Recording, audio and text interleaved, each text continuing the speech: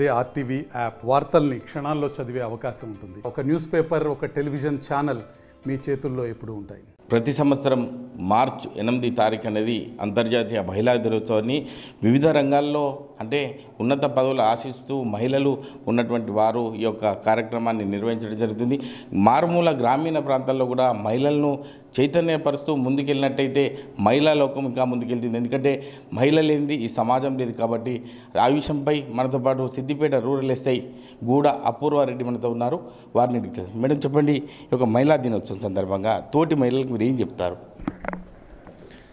ముందుగా నా తోటి మహిళలందరికీ అంతర్జాతీయ మహిళా దినోత్సవ శుభాకాంక్షలు. నా పేరు గూడ అపూర్వారెడ్డి. నేను సిద్దిపేట రూరల్ ఎస్ఐగా పనిచేస్తున్నాను. మాది బచ్చన్నపేట మండల్ లింగంపల్లి విలేజ్. అదొక మారుమూల ప్రాంతం. మాది రైతు కుటుంబమే. మా నాన్న వ్యవసాయం చేసేవాళ్ళు. సో ఇప్పుడు అంటే మనకి ఈ మహిళా దినోత్సవం అనేది మనకి స్పెషల్గా ఒక రోజు అంటే సంవత్సరంలో ఒక రోజు అనేది మహిళల కోసం కేటాయించారు. సో సపరేట్ ఒక దినం అనేది మనకు అవసరం లేదు. బట్ ఇది ఒక రోజు ఎందుకు పెట్టారు అంటే ఇప్పుడు చాలామందికి అవేర్నెస్ లేకపోవచ్చు. అంటే మన రైట్స్ ఏంటిది, మన ఈక్వాలిటీస్ ఏంటిది, ఇట్లాంటివన్నీ ఐడియా లేకపోవచ్చు.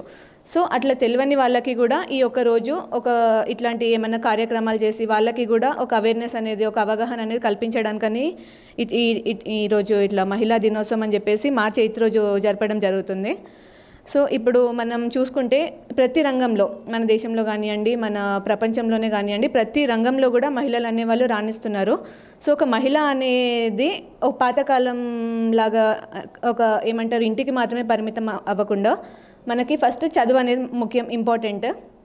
ఆ చదువుతో మనం ఏదో జాబ్ చేసి లేకపోతే ఏదో సాధించాల్సిన అవసరం లేదు. ఒక మహిళ చదివితే ఒక 4 మగవాళ్ళు చదివినట్టు అర్థం. అంటే ఒక మహిళ చదువుకుంటే వాళ్ళ పిల్లలను ఎడ్యుకేట్ చేస్తుంది, వాళ్ళ ఇంట్లో వాళ్ళని ఎడ్యుకేట్ చేస్తుంది.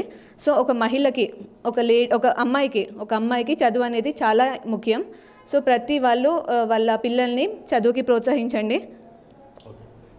మీరు ఒక మహిళగా అంటే ఇంటి నుంచి బయటికి వెళ్ళాలంటే గతంలో జింకేవారు మహిళలు.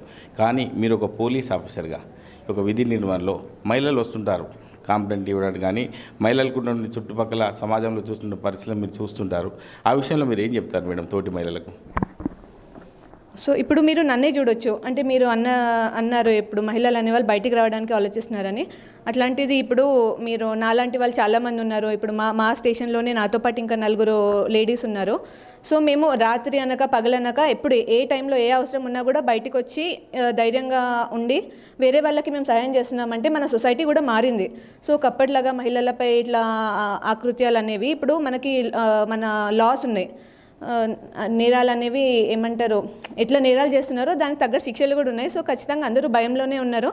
సో ఎవరు మహిళలు ఏమంటే జంకాల్సిన అవసరం లేదు. అయ్యో నేను బయటకు వస్తే ఏమవుతుందో, ఏమన్నా అవుతుందని చెప్పేసి ప్రతి మహిళ కూడా ఫస్ట్ మనకి ధైర్యం అనేది కావాలి. సో మన మనసుని, మన మైండ్ని ఎట్లా మనము దాన్ని మలుచుకుంటే అట్లా అవుతుంది అన్నమాట. మనకి ధైర్యం అనేది ముఖ్యం. ఫస్ట్ మనము ఏమంటే బెదిరిపోవద్దు.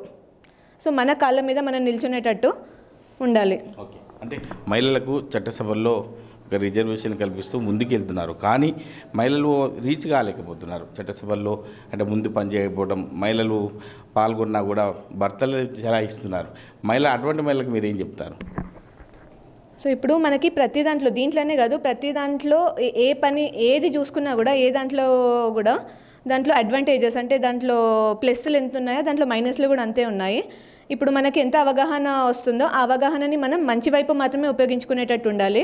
అంతేగాని చెప్పేసి నాకు ఇట్లాంటి రైట్స్ ఉన్నాయని చెప్పేసి దాన్ని మనం మిస్యూజ్ చేసుకుంటే అది ఇప్పుడు ఒకరు అట్లా ఎవరైనా మిస్యూజ్ చేసుకుంటే అందరూ జనరలైజ్డ్గా అందరికీ ఒక స్టేట్మెంట్ వెళ్ళిపోతుంది, అరే ఇట్లా అందరు చేస్తున్నారని.